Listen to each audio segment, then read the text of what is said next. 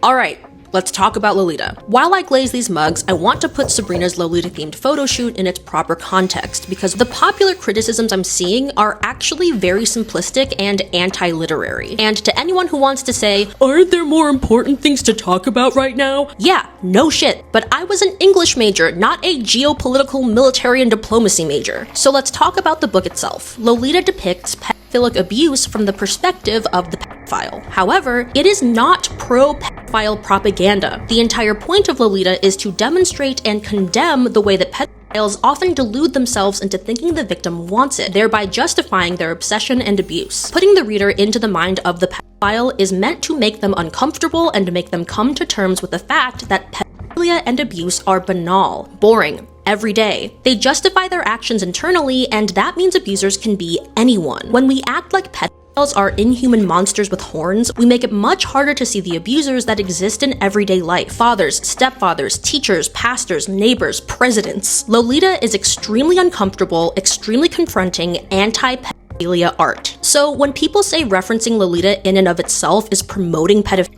they're revealing how little they actually know about the book, and I presume the movie, but I haven't seen it. Now, let's look at Sabrina Carpenter. She did not direct the photo shoot, but assuming you still don't want to let her off the hook, let's ask ourselves what the themes of Lolita might mean to her. It is normal and healthy for children, young girls, to experiment with their sexuality, and it's the job of adults to protect them during that ignorant, curious, and vulnerable stage of development. Think 6th graders in tankinis thinking they're flirting with a 20-year-old lifeguard. It's not the job of the 6th grader to not strut past the lifeguard. It is the lifeguard's job to laugh internally, ignore it, and make sure none of them drown during mermaids. But Sabrina went through this developmental stage on TV, with her image tightly controlled by TV executives and managers. She probably wanted to be perceived as pretty and desirable without feeling in danger or exploited. And for girls, that is a razor-thin, nearly impossible line to walk. So if I were that photography director, would I have referenced Lolita?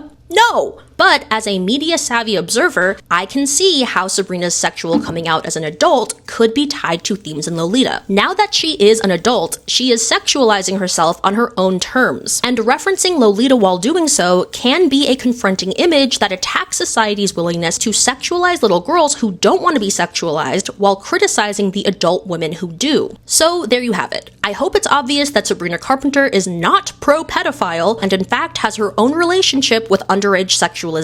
Personally, I do not like the Lolita photo shoot. However, I do not think it's the trump card argument people seem to think it is.